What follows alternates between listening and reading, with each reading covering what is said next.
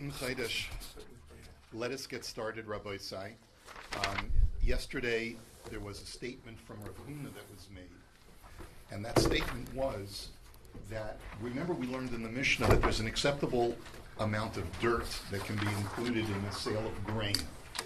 It's a quarter kav per sa of acceptable percentages of dirt. So Rav Huna had asked the question, what happens if the seller exceeds that level, where there's more imperfection in the grain than that acceptable level? So Rav Huna's chiddush was that not only is the buyer entitled to having that amount replaced with grain, but not only the over amount, but the entire amount of dirt. He can basically say, instead of there being a quarter kav, there was a half a kav. So he's entitled now to a half a kav of grain. And the seller can't say, well, since a quarter kav is an acceptable amount, and I gave you a half a kav, let's say, I only have to give you a quarter kav to bring it down to below a quarter kav. He doesn't have a right to do that, okay? And the Gemara was basically bringing brises back and forth to either prove or disprove Rav Huna's shita. Okay, you with me so far? So the Gemara is up to now the next Tashma, which is the fourth line on Daf Tzadi Heyman Aleph. Tashma, ha'ona'a pachos mishtus, nikna mekach, yoser mishtus batel mekach, shtus kana umachzir ona'a. This is the basic law of ona'a that we've learned in Bava Basra, that if a person is overcharged for a piece of merchandise that has a fixed market price, so if he's overcharged by less than a sixth, he has no legal recourse. If he's overcharged by over a sixth, so then the sale is null and void, and all charges are reversed and it returns the merchandise. If it's exactly a sixth, so then the sale is binding, sale is final, but the buyer is entitled to be compensated the full sixth that he was overcharged. So the Gemara says, Amai, lihader ad pachos mishtos, shmamina kol hechi deboy la'aduri kula mahadir. So the Gemara says, doesn't this very halacha prove Rav Huna's thesis? In other words, the point is that once I've been overcharged amount that is actionable, I get the entire overcharge back, and the seller can't say, well, I'll just return to you a few pennies to bring it down to below a sixth of overcharge. In the same way, once a person has been given too much dirt in the sale, the seller can't say, well, I'll just bring it down to acceptable levels, and then we'll be done. No, once it's almost like a penalty on the seller for having exceeded the acceptable levels, right? And it's the same thing by ona'ah. So doesn't this halacha of ona'ah prove Rav Huna's point? So the Gemara says not necessarily, because hachi hashta hasam me'ikara shava b'shava amar le mihu pachos mishtus lo yedia b'mana u'machil inish. Shtus yedia v'lo machil inish. Yeser mishtus mekach tosu u'batel mekach. Essentially, what the Gemara is saying is that their two cases are not comparable.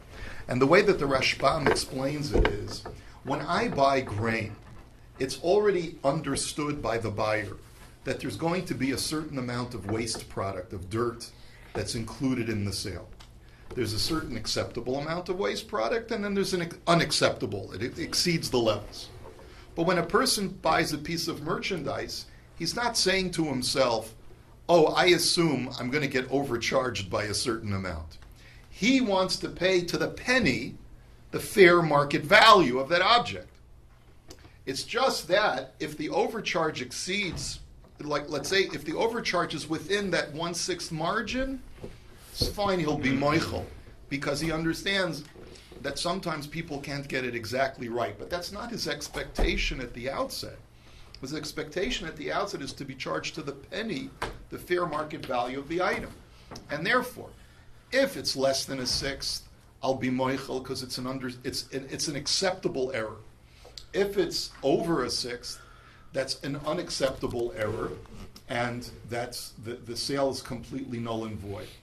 But if it's at a sixth, that's an acceptable error, but I'm not willing to swallow the error.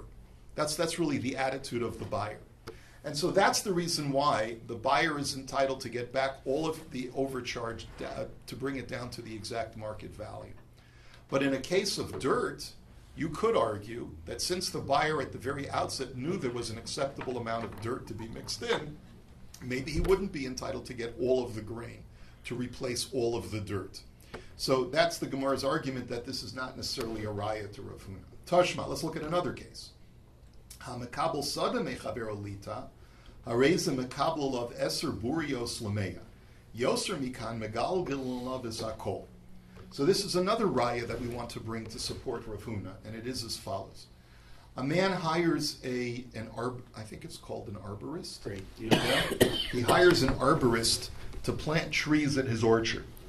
Now, it's understandable that when I plant, let's say he hires a guy to plant apple trees, there's a certain acceptable amount of duds of trees that will grow but will not bear fruit.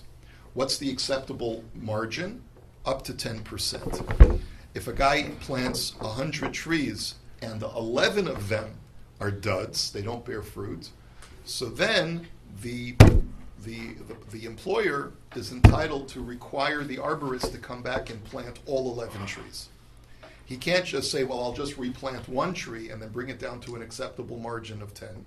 Once you've exceeded that margin, you got to replace all of the 11 trees. So this too is a proof to Rav Huna's thesis that once you exceed acceptable margins of imperfection, you have to replace all of it, right? So the Gemara says this too is not necessarily a raya. Amar Rav Huna b'rei Rav Yeshua kol yeser mikan kibolita mitchila dame. So the way I believe that the Rashbam explains it is like this. When I hired the arborist, I hired him to plant my entire field with trees. When up to 10% of duds, so he still planted the entire field. But once 11 trees have proven to be duds, then in essence he has not done the contracted work. He hasn't planted a field. He's only planted a portion of a field. And therefore I can demand that he finish planting the entire field. And that's different from the case of Rav Huna, where if I get grain and there's a certain margin of a certain acceptable margin of dirt, you could argue that just because this is case by the case of the arborist doesn't prove the case of the guy who exceeds the acceptable margins of dirt, because there the guy could say, well, as long as I bring it down to acceptable margins, I don't have to replace all of the dirt. I can just bring it down to where it's less than a quarter of a kav. Anyway, bottom line is that all of these brises do not prove Rav Huna's point, but I assume we paskin like him anyway, even though we've been able to argue against necessarily bringing proofs to it. Let's go on to the next portion of the Mishnah, which is Martev Shel Yayin V'chulei. The Mishnah had told us that if a person purchases a whole wine cellar, so the halacha is that there are acceptable margins of bad wine. Now, what do we mean by bad? And the acceptable margin is up to 10% of the barrels can be bad wine.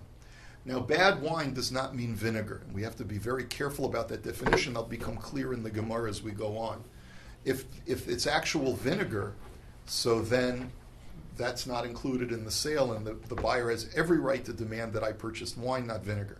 What we're talking about is, when I was a kid, I don't know if they have such a thing here in Canada, when I was a kid, when the winos were drinking wine out of a paper bag, it was called Thunderbird wine. That was you know what I'm talking about? You know that brand, Thunderbird? That was the wine that you could purchase for like 99 cents for a liter. Right? Yeah, it was, I don't know if it was under the COR or not, that I don't know. But the point is that it was a very inexpensive wine for the winos, okay? So that's not typically wine that a regular person, a regular balabus would be wanting to buy, right? Right. So anyway, so the point is that if a certain percentage of the wine is like Thunderbird, so then that's acceptable. But the majority of it has to be regular table drinking wine that you feel proud to serve your guests. Okay? So the Gemara now says, Hey Chidami. Well, you have to tell me what was the spoken deal in this case. Ida Amrle Martev Shel Yayin Stam Kasha. Ida Amrle Martev Zeh Shel Yayin Kasha. As we're going to demonstrate from the following brisa, the brisa seems to contradict the Mishnah regardless of how the deal was stipulated, regardless of whether the seller said, I'm selling you a wine cellar, or whether he said, I'm selling you this wine cellar, as we'll demonstrate now. Ida Amarle Martev Zeh Kasha Tanya Martev Shal Yain Ani Mocher Lecha Nosein Lo Yain Shekulo Yafe Martev Zeh Shal Yain Ani Mocher Lecha Nosein Lo Yain Ani Imkar B'Chanus. So the first two cases of the Bryce are like this. If a person says to his friend, I'm selling you a wine cellar, so the Bryce Paskins, that 100% of the barrels have to be good, fine quality wine. If the seller says, I'm selling you this wine cellar, well, why does he say this? Because he's basically saying as is. And if he points to the particular wine cellar, he's basically suggesting that regardless of the quality, you have to accept it. And so therefore the halacha is, no sein lo yain hanimkar b'chanus, then even if all of the wine is minimally acceptable in the marketplace, like Thunderbird, then the buyer has to accept it. Because he's basically saying as is.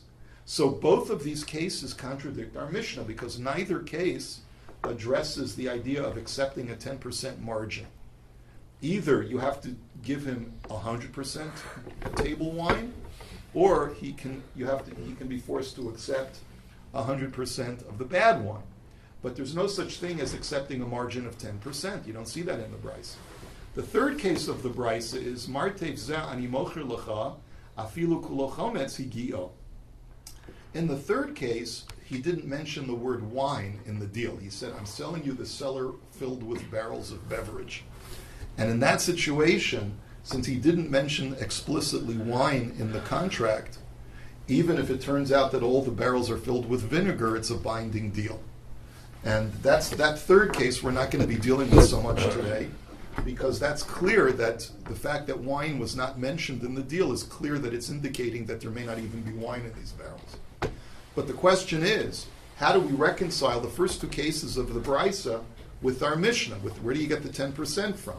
So the Gemara says, La'olam da'amar le'martev shel yayin stam, utani bereisha de Brisa, u'mekabel alav eser kosasos lameya.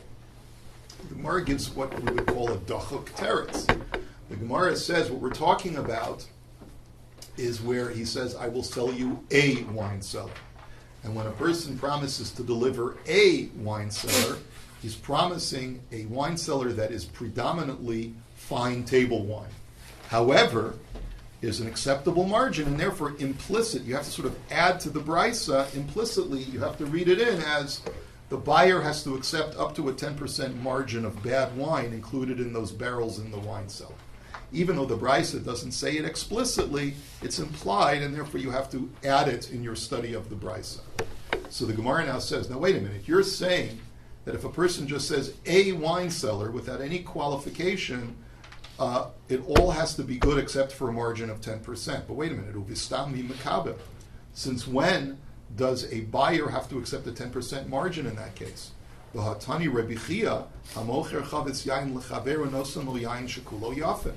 Rabbi Chia wasn't talking about a wine cellar, but he was talking about it in a similar case where a guy sells to his friend a barrel of wine. He opens up the barrel, and the top layer of the barrel is bad wine, and the rest of it is good. The buyer has legal recourse. He said, I bought a full barrel of good wine. How come the top layer is bad? So there, Rabbi Chia's brisa teaches that the buyer has legal recourse, and he can't be told to accept a margin of bad. So doesn't that contradict what you're saying? So the Gemara says, no. Shiny chavis de kula chad chamrahu. The answer is that there's a difference between a wine cellar and a singular barrel of wine. A singular barrel of wine, a guy says, listen, if even a percentage of that wine is bad, it's going to invariably affect the rest of the wine, and therefore I'm entitled to a refund for that volume that I had to skim off the top that was bad, right? But when it's separate, disparate barrels, then we assume that a buyer does accept that a certain margin of barrels up to 10% will be bad. But now the Gemara says, now wait a minute. V'hatani Rav Zvid b'devei Rabbi Oshia. Now let's look at another brisa. We're going to call this second brisa the brisa of Rav Zvid, because Rav Zvid was the one who cited it. And it says as follows. Martev shel yayin ani mocher lecha nosein lo yayin shekulo yafa. If a person says, I'm going to sell you a wine cellar, he has to give him 100% fine table wine without any margins. Martev zeh shel yayin ani mocher lecha nosein lo yayin shekulo yafa u'mekabel alav eser kosos limeya v'zehu otzer sheshanu chachamim b'mishnah seinu. This last part of the brisa really just destroys our previous thesis. It says in the Sefer that if the seller says, I'm selling you this wine cellar, he's got to give him a wine cellar of fine table wine, but the buyer has to accept a 10% margin of bad wine. Apparently, by saying the word this, you're basically downgrading the expectations of the buyer for up to 10% of bad wine. So, what we just said previously is not true. When you say a wine cellar, it's got to be 100%. When you say this wine cellar, then it's got to be 90%, and the buyer accepts 10% margin. So that totally contradicts what we just said before. So verbal declarations, or it can be verbal in front of witnesses, or it can be written in a contract. Either one is acceptable. So Ella masnisa nami do amar le zeh. So the Gemara says, you have to then say that our Mishnah, based on the explicitness of this brisa, because this brisa even says this is the case of the Mishnah. So really then, therefore, you have to conclude that our Mishnah is where the seller said, I'm selling you this wine cellar. Kasha zeh azeh. So what about the previous brisa? The previous brisa totally contradicts that. But the previous brisa said that when you say zeh, which is to downgrade the expectations of the buyer, because you're saying it's as is, then even 100% of the seller could be bad wine. So how do you reconcile it? So lo kasha hada amar leila mikpa, hada lo amar leila mikpa. So the Gemara answers that there's an additional stipulation in Rav Zvid's brisa. Rav Zvid's brisa is where the seller made two additional statements.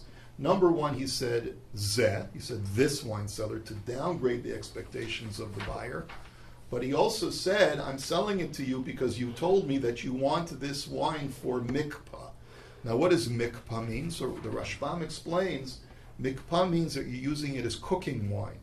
You're not using it as table wine, which is therefore consumed in mass quantities, but you're using it as cooking wine, which is used in smaller quantities, and therefore the wine is meant to be preserved for a longer period of time. In that situation, when you say lemikpah, it's clearly understood from that statement that you're expecting a fine quality of wine because it's needed to be preserved for a longer period of time for cooking. So you've got basically contradictory statements. He's saying zeh to downgrade the expectations of the buyer, but he's saying also lemikpah to upgrade the expectations of the buyer. So when you have these two terms combined together, that's where we say, and this is the case of our Mishnah, that the understanding is it's all going to be good wine, but you have to accept a 10% margin of bad. That's the case that our Mishnah is dealing with. And therefore, the way we explain it is like this. De Rav Zvid, de Amar Le, Lemikpah, Brisa de Lo Amar Le, Lemikpah. The Rav Zvid's brisa is where you said both zeh and lemikpah, and the brisa's case is where you just said zeh to downgrade the expectations of the buyer, but you didn't say lemikpah to upgrade, and therefore even if 100% of the wine is bad, that's a good deal. Hilkach. And therefore the Gemara says, we're going to spell it out for you now based on, just to review, based on the way we're going to reconcile these two brisas, the halacha would be as follows. Martev shel yayin v'amar le lemikpah nosen lo yayin shekulo yafe. So therefore, if a seller said, I'm selling you a wine cellar, and it's for lemikpah, so you've upgraded the expectations of the buyer, you have to give him 100% good table wine.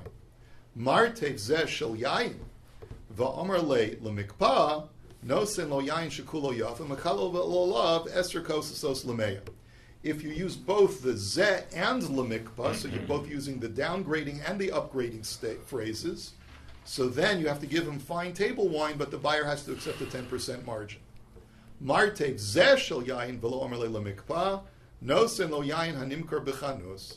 But if you just say zeh without saying lemikpa, so then you've downgraded the expectations of the buyer by saying it's as is, and therefore even if all the wine is the Thunderbird quality, so the buyer has to accept it, it's a binding deal. Now, there's only one case that we haven't addressed yet, which is Ibayalu. The question therefore is, Martev shel yain v'lo amar le lemikpa mai.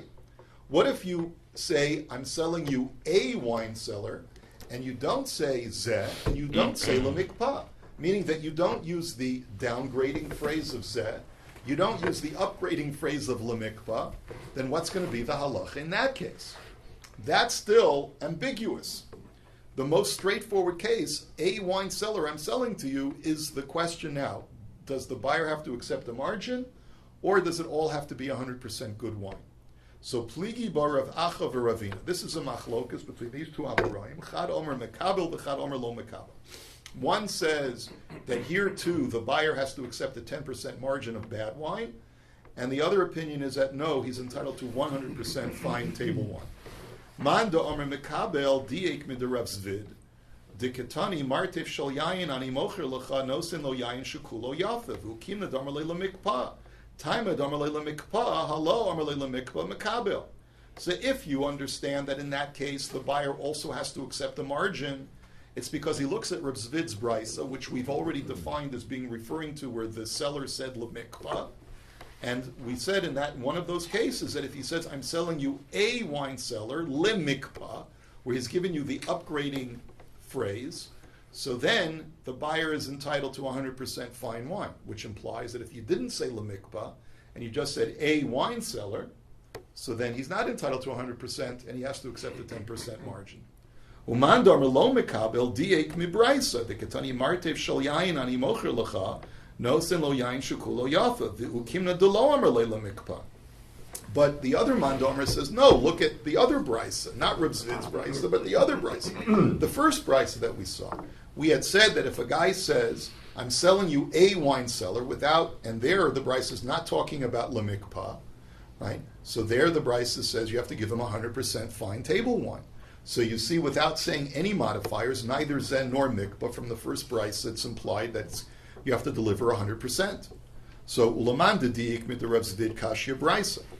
So what about the other opinion who says that if you just say a wine cellar without any modifiers, remember he had inferred from Rav Zvid's brisa that the buyer has to accept a 10% margin. What's he going to do with the first brisa, which seems to imply otherwise? He'll tell you chisuri mechzer of a hachi ketani, that he'll say that there's a shtickle missing from that brisa, and it has to be read as follows: Bamed dvarim amurim domer leila mikpa. When do we say that the buyer is entitled to 100% fine table wine? Only when the seller said it was lemikpa, so he upgraded his expectations. Halo amar leila mikpa mikabel. But if he didn't say that, so then he has to accept a 10% margin. And then the brisa goes on to its next case, which is if he says zeh without use and doesn't say lemikpa, he's saying as is. So therefore the buyer has to accept even if all of it is Thunderbird. Now, ulaman dediek mibraisa kasha the Rav Zvid du kim nadamar leila mikpa halo amar leila mikpa mekabel. So the Gemara says, so what about the other opinion who says that anytime you just say a wine cellar, the buyer's entitled to 100%. What's he going to do with Rav Zvid's brisa? Rav Zvid's brisa implies that the only time that the buyer is entitled to 100% fine wine is if the seller said lemikpa. But if he didn't say lemikpa, then he's not entitled to 100%. So how are you going to explain that? So the Gemara says, no, hu hadin da afagav de lomer le lemikpa lo mekabel v'haidu kim nadar le lemikpa mishum dekasha zeh azeh. So the Gemara says, according to that opinion, no. If a person says a wine cellar without saying zeh, so then in all cases, whether he says lemikpa or not lemikpa, the buyer is entitled to 100% fine table wine. Why then did we say that we have to explain that Rav Zvid's brisa is talking about where the seller said lemikpa, only to address the case of zeh? Because we were faced with a contradiction between the first brisa, which says that when you say zeh, the buyer has to accept all Thunderbird. And the Rav Zvid's brisa said when he says zeh, he's only obligated to accept a 10% margin of Thunderbird. So how did we reconcile that? So we said that Rav Zvid's case of zeh was lemikba. But that's only when the seller includes the word zeh, as is. But if the seller does not include the word zeh, then it doesn't matter, according to this opinion, whether you say lemikba or not lemikba, the buyer is always entitled to 100%. That's the bottom line. We have this machlokes in a case of the most generic case where he says, I'm selling you a wine cellar. Is he entitled to 100% or is he only entitled to 90% because he has to accept a 10% margin? And that's where we're going to leave that discussion. And now we go on to the next question that's related. Amar of Yehuda, Yain Nimkar B'chanus, Mevarchan Alav Bori Pri Hagafen, V'Rav Chisda Amar Gabi Chamer Da'akrin Lomali. We have another machlokes now as far as what the correct bracha to make on Thunderbird wine. Right, this wine that is really a bad quality wine. Now, the way the Rashbam explains, and we'll see this from the Gemara, is that, and Tosfos says this also, what do we define as bad quality? It's not something that you'd want to serve your guests at the table because it tastes like wine, but it smells like vinegar. It's not. It does not have the bouquet as the fine experts say, the fine schmeckers, as my wife calls them, says, right? So starting to go bad. It's starting to go bad, but it still has the flavor of wine. But the smell already indicates there's something going wrong with it, right? So what bracha do you make on it? So Rav Yehuda says, listen, it's still wine, so you make Bori Pri Hagafen. Rav Chisda says, wine that has developed a scum on top, what do I need it for? It's not even wine. And therefore, he would presumably say you make a shahakol, as we'll see in just a moment. So amazing. So let's challenge Rav Yehuda, who says you make a Bori Pri Hagafen. Ala pasha ifshav ala yayin shehikrim vel tavshel shavar tzuras omer shahakol niya bidvarav. That on bread that has become moldy, on wine that has developed a scum, and on any potted food that has aged so much that you can't recognize it anymore, right? In other words, it's changed its appearance. So then on all of those, regardless of what its bracha previously was, you make it now. As long as it's still edible, you make a shahakol niya bidvarav. So the question is, from the case of wine, you see that when wine starts to go bad, you make a shahakol, not a Bori Pri Hagafen. It's a kasha on Rav Yehuda. So the Gemara answer is, Amar Rav Zvid, Moida Rav Yehuda b'portzama d'nizdabin akarnasa. So the answer is that there's bad wine and there's bad wine. Okay, there's two different kinds of bad wine. There's bad wine that is still marketable in the marketplace. You can still buy it at the store. It says Thunderbird wine, 99 cents a liter. You know it's not going to be great quality, but it's still drinkable. There's a really bad quality of wine that you can't find in the store. You can only find it on street corners, and it's for the winos, right? Lahavdil in L.A., you can sometimes, if you're driving home on the freeway, you get stuck at a red light, you'll see a guy holding up a bag of oranges, or one of the migrant workers holding up a bag of oranges or a bag of grapes for sale. Now, it could be sometimes that it's very good quality, but you never know what you're getting. That's why it's so cheap, right? So the Gemara is basically saying the same thing. This is a kind of wine that even if you go to the discount section at Sobeys, you'll never find that wine because it's really gone that bad. But you can still find it when you're on your way home from work or you're traveling. So that wine, everyone agrees you make a shahakol because it's already even a worse quality. It's got a scum on the top of it. But what we're arguing about is the wine that's still available commercially in the market. That's the machlokas, whether you make a shahakol or Bori Pri Hagafen. So Amarle Abayla Rav Yosef, Ha Rav Yehuda, Ha Rav Chisda, Markam an Svirale. So Abaya says, okay, Rabbi, we have a machlokas between these two Amoraim, whether you make a shahakol or a Bori Pri Hagafen, how do you paskin? So Amarle Masnisa Yadana.